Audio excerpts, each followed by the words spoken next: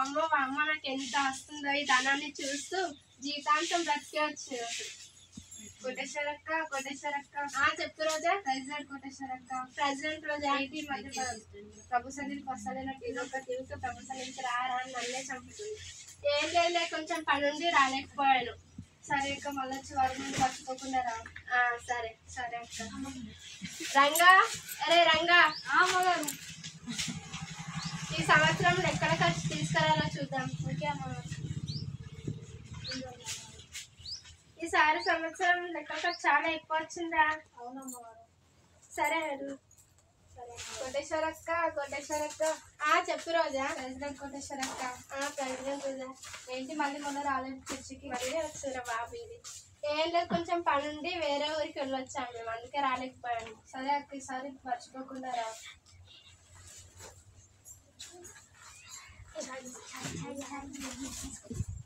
అమ్మగారు వచ్చాయి. అక్కడ పెట్టారా? ఏంటమ్మగారు?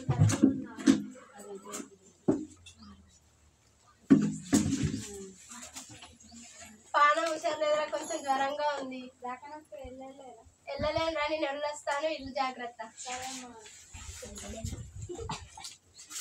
నేను హాస్పిటల్కి వెళ్ళి వచ్చేలోపు వెళ్ళే దగ్గర వడ్డీ పైసలు వసూలు చేసుకొని రా. ఓకే అమ్మగారు.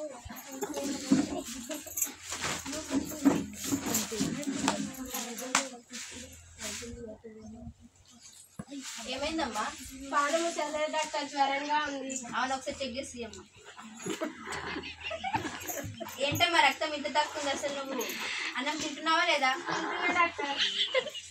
మంచిగా తినాలమ్మా, మంచి ఆకుకూరలు తీసుకోవాలి. సరే నేను కొన్ని పరీక్షలు రాసిస్తా.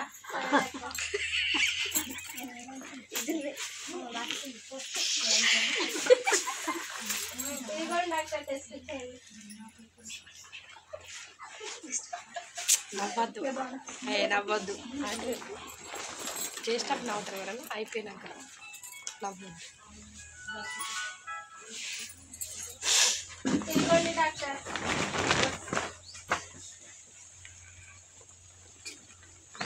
ఏంటి డాక్టర్ అటు ఇటు తిప్పుతూ చూస్తున్నారు? నా హెల్త్కి ఏమైనా ప్రాబ్లం లేదు కదా? ఏం చెప్పాలమ్మా, అసలు నీకు హెల్త్ ఏం బాగాలేదమ్మా. నాతోనే నువ్వు వేరే డాక్టర్ దగ్గరికి వెళ్ళి. సరే అమ్మా. ఇదేంటి డాక్టర్ నా హెల్త్ గురించి ఇలా అంటున్నాడు? నేను ఇప్పుడు ఎవరి దగ్గరికి వెళ్ళాలో ఏంటో. నా హెల్త్ విషయంలో నాకు చాలా భయంగా ఉంది. ఏంటమ్మగారు అప్పటి నుంచి అటు ఇటు తిరుగుకుంటూ ఆలోచించు. ఏం లేదా రంగా, నువ్వు వెళ్ళు. సరే అమ్మగారు. కోటేశ్వరక్క. చెప్పు రోజా. మొన్న రోజు బాగానే ఉన్నావు కదా, ఈ రోజు ఎందుకు ఇంత నీరసంగా ఉన్నావు? ఫీవర్ వచ్చిందని డాక్టర్ దగ్గరికి వెళ్తే నా వల్ల కాదమ్మా అని అన్నాడు. నా హెల్త్ విషయంలో నాకు చాలా భయంగా ఉంది రోజా.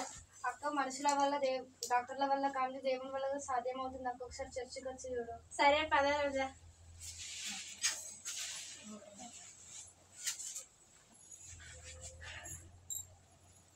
ప్రభువా, నిన్ను నమ్మి నీ సన్నిధికి వచ్చిన నన్ను అనారోగ్యాన్ని కొట్టివేసి ఆరోగ్యంగా ఉంచమని కోరుకుంటున్నాను తండ్రి.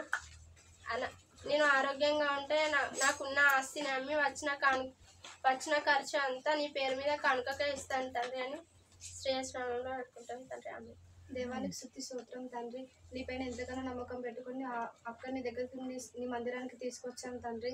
ఆమెకున్న అనారోగ్యాన్ని కొట్టివేసి మంచి ఆరోగ్యాన్ని మాకు దయచేయమని ప్రభువే యేసుక్రీస్తు నామమున ప్రార్థన వేడుకుంటున్నాం తండ్రి. సరే అక్క, నేను వెళ్తున్నా. సరే రోజా, బాయ్. దేవుని మందిరానికి వెళ్ళొచ్చాక నా హెల్త్ కొంచెం కుదుట పడింది. అరే రంగా. అమ్మగారు, టీ తీసుకురారా కొంచెం. సరే అమ్మగారు.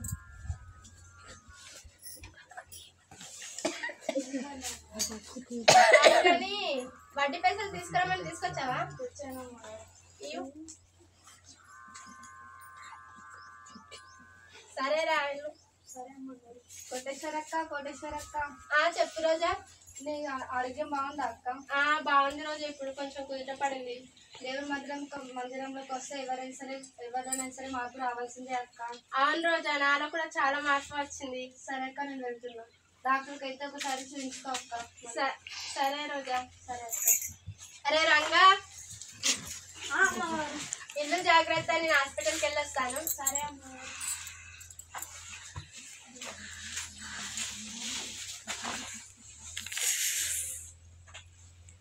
ఏంటో మళ్ళీ అసలు దాన్ని కాదని చెప్పాను కదా. ఇప్పుడు నాకు ప్రాణం కొంచెం కుదుట పడింది డాక్టర్, మళ్ళీ ఒకసారి టెస్ట్ చేయండి. సరే అమ్మ. ఏంటమ్మా మొన్నటికి ఇప్పటికి రక్తం కొంచెం పెరిగింది, మంచి ఆకుకూరలు తీసుకున్నావా? అవును డాక్టర్. అవును, ఒకసారి రిపోర్ట్స్ ఇవ్వమ్మా ఒకసారి.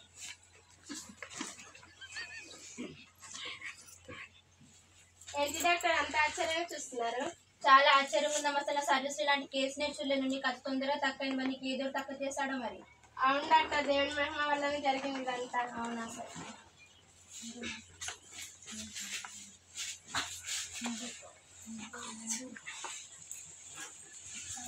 కోటేశ్వరక్క చెప్పు రోజా. ప్రెసిడెంట్ కోటేశ్వరక్క. ప్రెసిడెంట్ రోజా. ఏంటి దేవునికి మొక్కు చెల్లించావా అక్క? లేదు రోజా, చెల్లించాలి. ఎప్పుడు చెల్లిస్తావా అక్క? చెల్లిస్తాను త్వరలోనే. సరే గుర్తిద్దామని వచ్చినక్క. సరే రోజా, నాకు గుర్తుంది. సరే. సంతోషంగా ఉంటున్నా అనే సమయంలోనే ఏదో ఒక చిక్కు వచ్చి పడింది. దేవునికి ఇప్పుడు నేను మొక్కుకున్నాను, ఆ మొక్కును ఎలా తీర్చాలి? నాకేమో ఈ ఆస్తి ఇవ్వాలని లేదు, నా ఆస్తి నాకే ఉంచుకోవాలని ఆశ ఉంది. ఇంత సంపాదించి నేను దేవునికి ఎలా ఇవ్వాలి? ఏదైనా ఉపయోగం ఆలోచించాలి నేను. ఈ ఐడియా బాగుందిలే.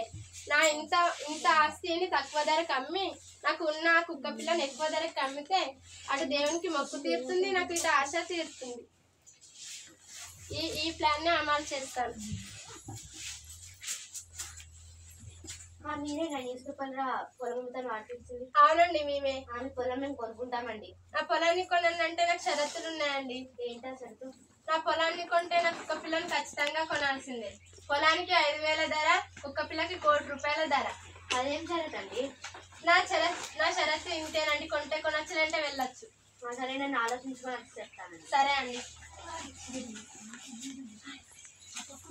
ఏమైంది అక్క అలా ఉన్నావు? నేను ఈరోజు ఒక పొలం తీసుకొచ్చాను చెల్లి, అది చాలా బాగుంది, కొనుక్కుందామా? రేట్ ఎంత? కానీ ఒక కండిషన్ ఉంది దానికి. ఏం కండిషన్? వాళ్ళ పొలం కొంటే వాళ్ళ కుక్క పిల్లని కూడా కొనుక్కోవాలంట. వాళ్ళ పొలం 5,000 అంట, కుక్క పిల్ల 1 కోటి అంట. కొనుక్కుందామా? ఒకసారి మళ్ళీ అడిగి చూద్దాం.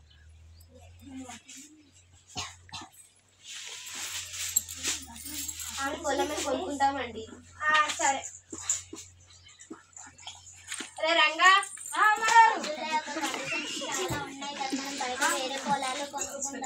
ఏం కాదు, బాగుంది అని మీరు కొంటారా కొన్నారా? ఇప్పుడు కొంటానండి.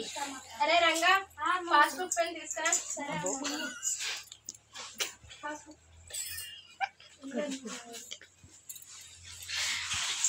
సంతకం పెట్టాలి కదా.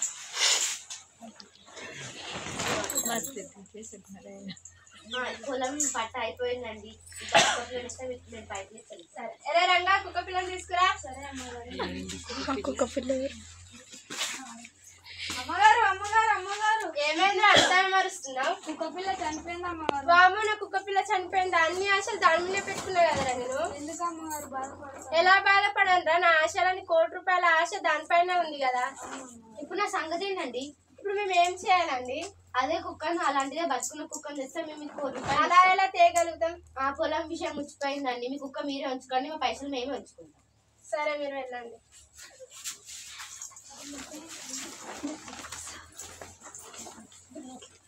దేవుణ్ణి మోసం చేయాలనుకున్నాను కాబట్టి నాకే నిరాశ మిగిలింది. మనుషులం దేవుణ్ణి మోసం చేయలేం కాబట్టి దేవుణ్ణి ఎప్పుడు మోసపరచకుండా ఉండాలి.